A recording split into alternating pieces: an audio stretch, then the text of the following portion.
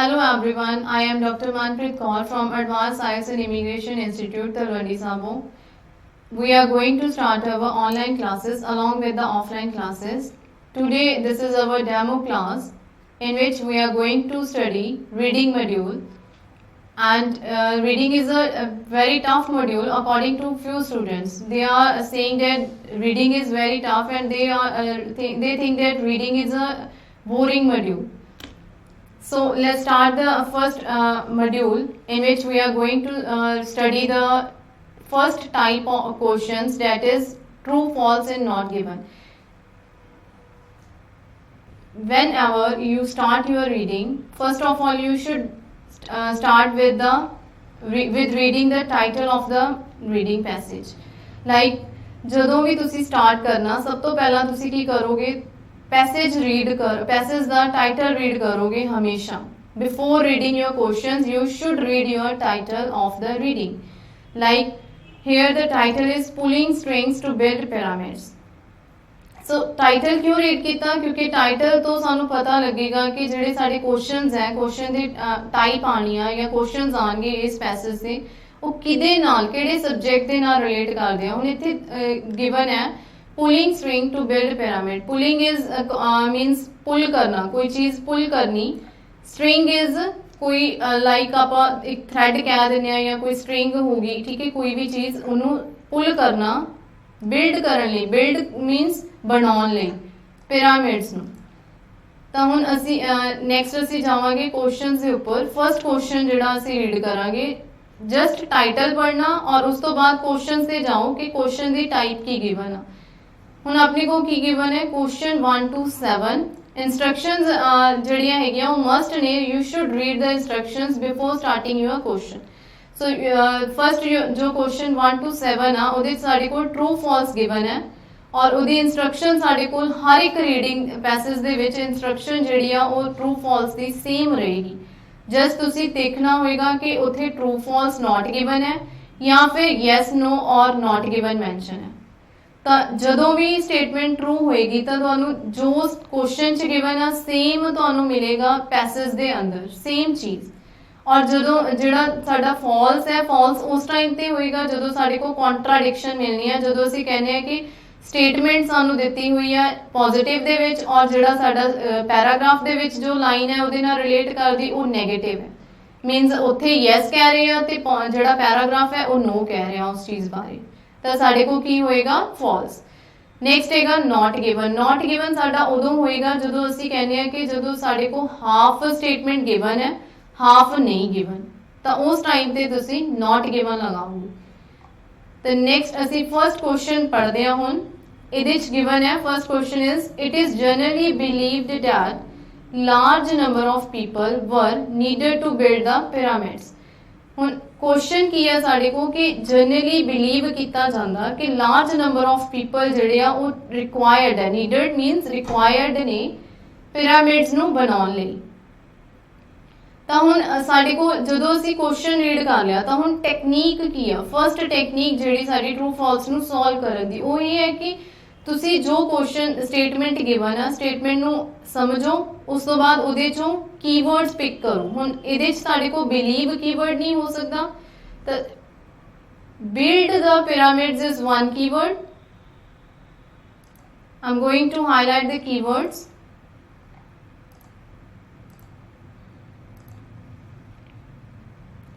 Large number of people, this is also a keyword.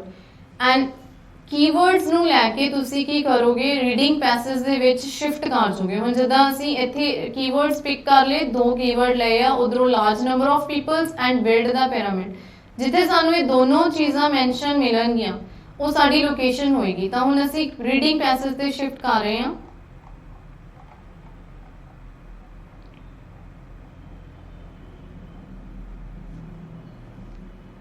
देखो बिल्कुल starting जी sari first line है paragraph की, क्योंकि क्वेश्चन भी नंबर 1 क्वेश्चन सीगा तो ऑब्वियस है भी जिहड़ा साडे क्वेश्चन है ऑलमोस्ट 90% सीरियल ऑर्डर दे विच ही हुंदे आ. तो आप बिल्कुल फर्स्ट स्टार्टिंग तो स्टार्ट किया सर्च करना, तो सानू फर्स्ट लाइन दे विच पिरामिड्स मिलिया, बिल्ट मिल रहा और उस तो बाद पीपल की गल नहीं मिली ये, तो असी की किया, इस तो अगे भी चैक किया, तो साडे कोल इत्थे आ रहा स्लेव वर्ड। स्लेव्स वर्ड जिहड़ा वो पीपल लिए यूज किया जा सकता। तो we are going to read these 2 lines from full stop to full stop where we found our keywords.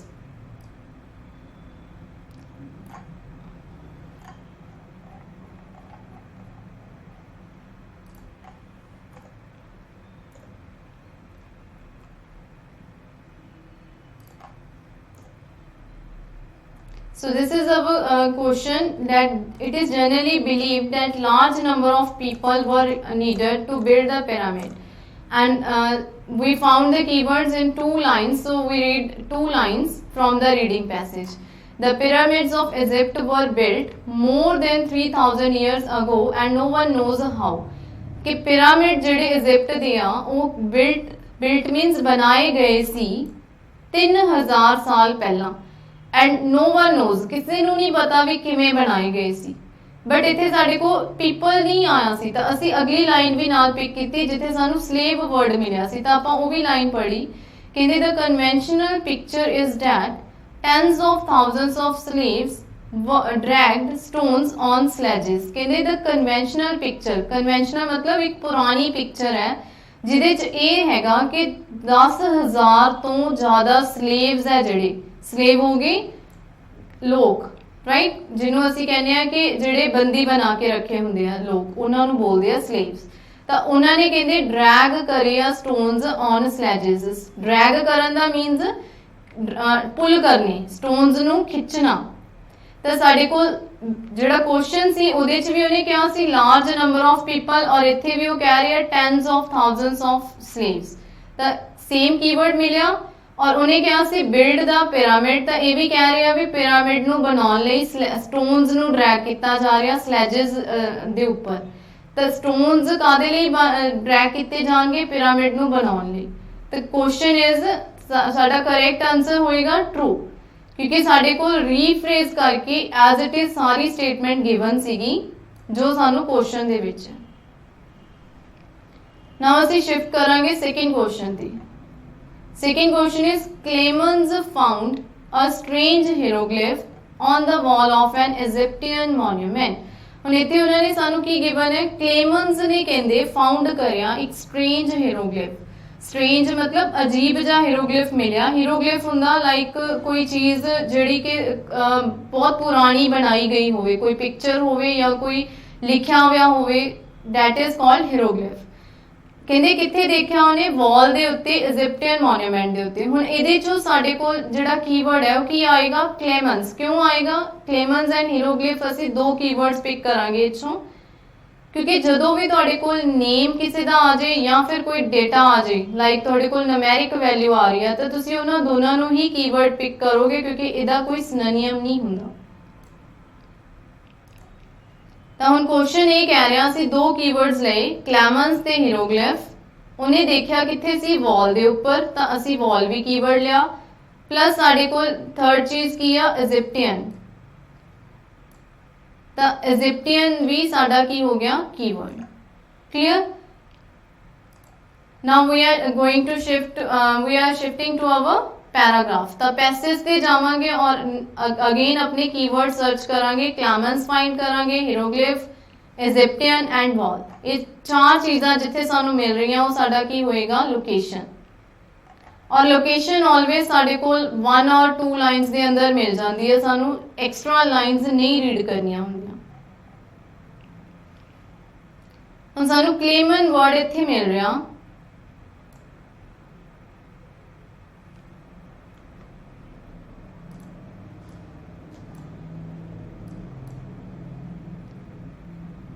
और सेकंड वर्ड साडा की सीगा मॉन्यूमेंट्स ऑफ इजिप्ट। उत्थे इजिप्टियन मॉन्यूमेंट्स ही, इत्थे मॉन्यूमेंट्स ऑफ इजिप्ट दिते हुए आ, सेम हो गया, और हीरोग्लिफ भी मिला। तो हुण असीं ये दोनों देखो, क्लेमेंस ने सजेस्ट किया सी that kites might have been involved, तो वाइल परसुइंग अ बुक। हुण इत्थे क्लेमेंस ने जस्ट इन्ना ही कहा सी भी काइट्स जिहड़ियां वो इन्वॉल्व ने ਵਾਈਲ ਪਰਸੂਇੰਗ ਅ ਬੁੱਕ ਹੁਣ ਕਿਹਦੇ ਲਈ ਯੂਜ਼ ਕੀਤਾ ਗਿਆ, ਕਲੈਮਨ ਲਈ, ਵੀ ਜਦੋਂ ਉਹ ਬੁੱਕ ਪਰਸਿਊ ਕਰ ਰਿਹਾ ਸੀ, ਮਤਲਬ ਜਦੋਂ ਬੁੱਕ ਰੀਡ ਕਰਦਾ ਪਿਆ ਸੀ ਜਾਂ ਉਹ ਦੇਖ ਰਿਹਾ ਸੀ, ਉਸ ਟਾਈਮ ਦੀ ਟਾਕ ਹੈ। ਕੌਣ ਦੇਖ ਰਿਹਾ ਸੀ, ਕਲੈਮਨ। ਤਾਂ ਆਪਾਂ ਸੈਕਿੰਡ ਜਿਹੜੀ ਵਾਈਲ ਤੋਂ ਸਟਾਰਟ ਹੋ ਰਹੀ ਲਾਈਨ ਹੈ, ਕਿਉਂਕਿ ਉਹਦੇ 'ਚ ਸਾਨੂੰ ਤਿੰਨੋਂ ਕੀਵਰਡਸ ਮਿਲੇ ਆ ਔਰ ਉਹ ਕਲੈਮਨ ਦੀ ਟਾਕ ਚੱਲ ਰਹੀ ਹੈ, ਤਾਂ ਆਪਾਂ ਵਾਈਲ ਤੋਂ ਲੈ ਕੇ ऑड पोस्टर्स तक पूरी लाइन रीड करनी है।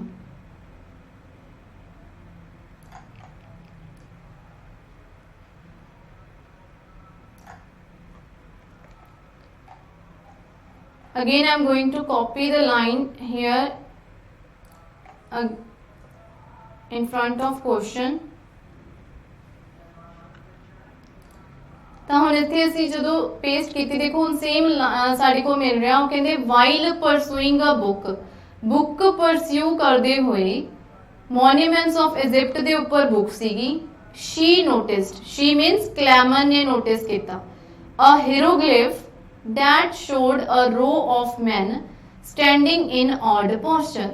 ਹੁਣ ਕੁਐਸਚਨ ਨੇ ਕੀ ਕਿਹਾ ਸੀ ਸਾਨੂੰ ਕਿ ਕਲੈਮਨ ਨੇ ਸਟ੍ਰੇਂਜ ਹੀਰੋਗਲਿਫ ਉਹਨੂੰ ਮਿਲਿਆ ਵਾਲ ਦੇ ਉੱਤੇ, ਬਟ ਜਿਹੜੀ ਸਾਡੀ ਲੋਕੇਸ਼ਨ ਆ ਉਹ ਸਾਨੂੰ ਕਹਿ ਰਹੀ ਆ ਵੀ ਉਹਨੇ ਨੋਟਿਸ ਕੀਤਾ ਹੀਰੋਗਲਿਫ ਬੁੱਕ ਦੇ ਉੱਪਰ।